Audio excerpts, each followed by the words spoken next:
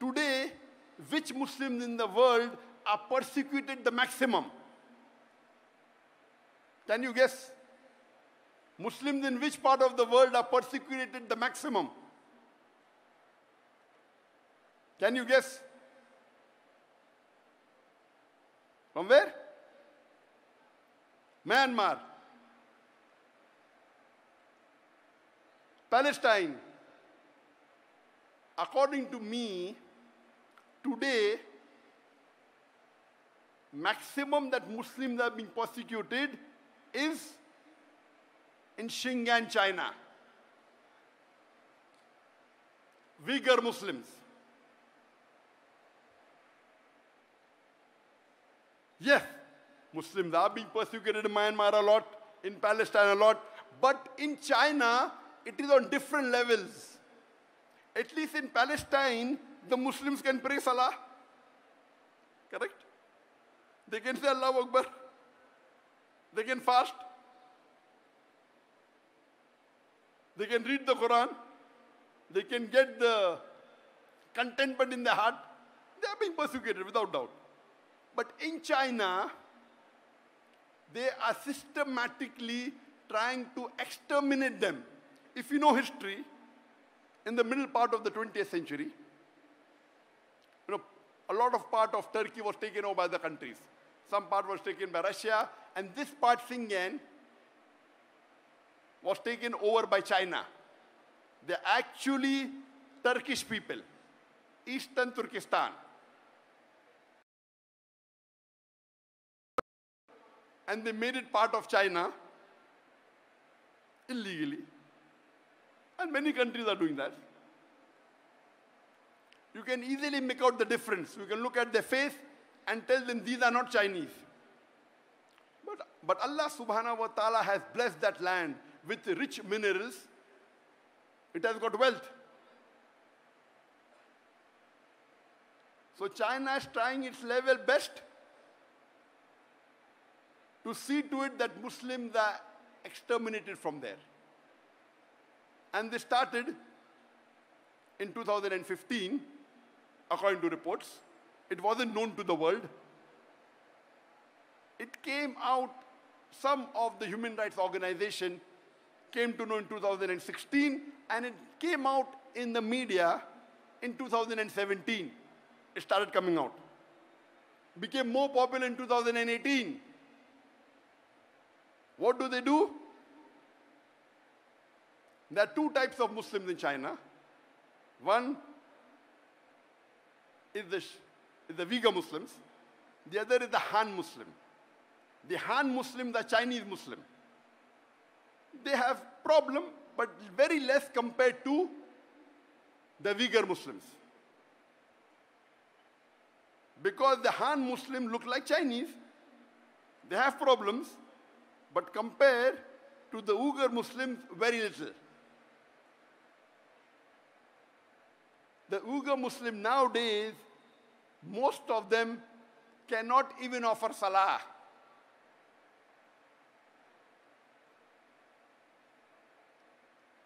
They're not allowed to fast. They are forced to have food during Ramadan. Many are forced to have alcohol. They aren't allowed to learn Arabic. And if they don't listen to the authorities, they are put into concentration camps. The Chinese government says this is re-education. Re-education. Many of the Uyghur Muslims in these concentration camps, they are tortured. They are harassed. They are asked to give up their religion. They are asked to follow communism. And those that are outside, they are being tracked by cameras, by face recognition. And this has been leaked by the human organization. Almost all of them, they are non-Muslim organizations. So much so that 1 month before, in July, there were 22 countries that wrote a letter to UN objecting on the human rights violation against the Uyghur Muslim in China. 22 countries. There are about 195 countries in the UN. 22 countries wrote a letter to UN saying there is human rights violation in China against the Uyghur Muslims. And do you know, out of these 22 countries, there was not a single Muslim country which objected. All of them were non-Muslim country, mostly European country. Isn't it a shame? There are about 56 countries in the world, more than 25% of the countries in the world, they have majority Muslims. It were 22 non-Muslim countries who objected to the violation of human rights in UAE. And when interviews were taken of some of the heads of states, and some did say that Muslims are weak, it will not benefit us much to object. To tell you the fact, they may be right. What they're doing, if you did not object and kept quiet, they may be using the rule of the Sharia, let a small loss take place to prevent a big loss. The Sharia gives you permission in Islam, it's usul, that let a small loss take place to prevent a big loss. If you think by objecting, you will not get any benefit, but there may be retaliation, there may be problem in your country, and if you do not take the best or the second best option of stopping with the hand or stopping with the tongue, you remain silent. This, if the situation is like that really, that if you object there may be retaliation, and if you take the decision of keeping quiet, Sharia gives you permission. That among the 56 countries, no one had the guts. But 22 non-Muslim countries had the guts. Here the story doesn't end. The story which is really disheartening is, few days later, 37 countries give a letter to UN saying what the Chinese government is doing is correct. They are not torturing the Muslims. They are not violating human rights. They are educating them. They are doing anti-terrorism. 37 countries. Out of these 37 countries, 15 countries were Muslim countries. More than 40% of the countries which supported China, saying that what you're doing is right against the Muslims, what you're torturing them is correct, it is anti-terrorism, they were Muslims.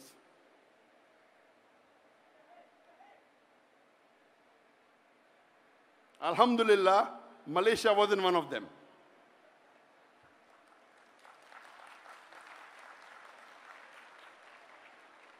I don't want to take the names of the country which gave a letter, because I want to wake up the Muslims. By Allah's grace, I meet the heads of most of these countries.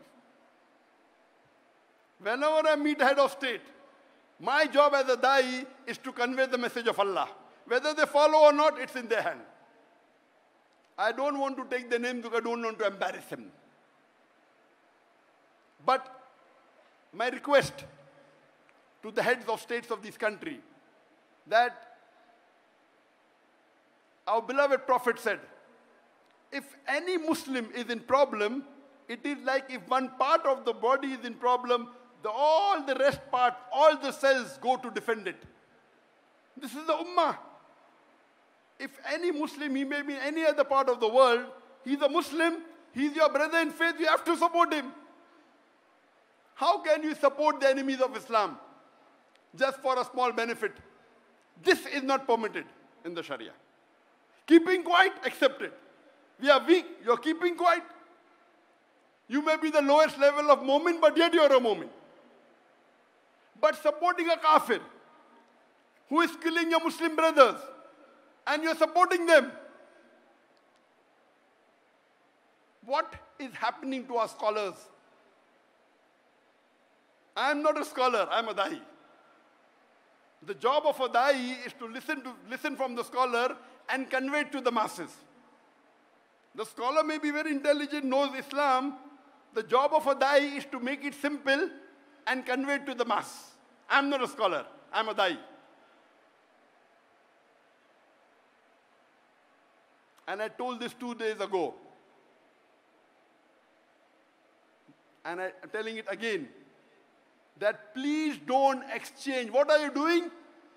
For a seat in this world, for power in this world, for wealth in this world, you're exchanging your seat in Jannah.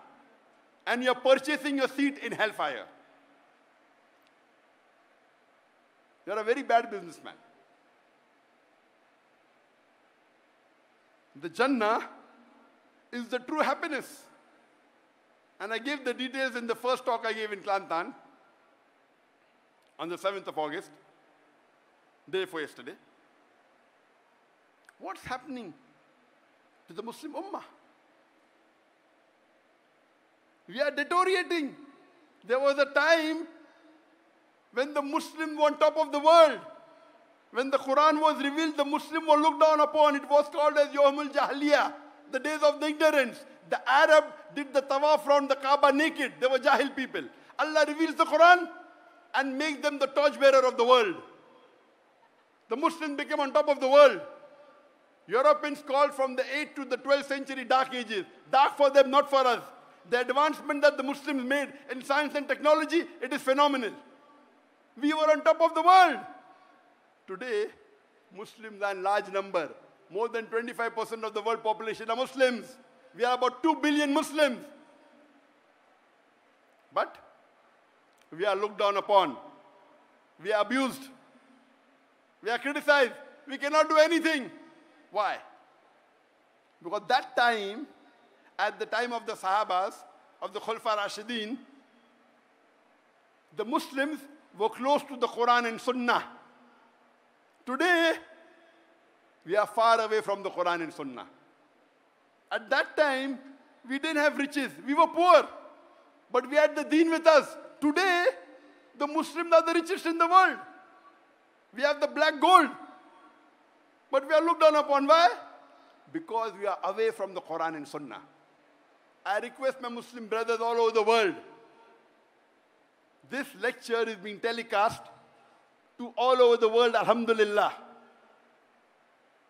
Through the YouTube, which has more than 1 million subscribers, through my Facebook, which has 17.3 million followers, and through Peace TV English, which has 100 million viewers, Peace TV Urdu, 80 million viewers, Peace TV Bangla, 50 million viewers, and Peace TV Chinese, Peace TV Mandarin, 20 million viewers. All put together more than 200 million viewers, at least 100 million may be watching, inshallah. Here, mashallah, I'm told that there are about 100,000 people that have gathered here in the stadium. People on the ground, on the stand, about 100,000. But the message, alhamdulillah, is reaching to more than 100 million. 1,000 times more. My request to the brothers and sisters all over the world is please come close to the Quran and Sunnah. Do not exchange the worldly power, the worldly seat, the worldly wealth for your seat in Jannah. Please don't.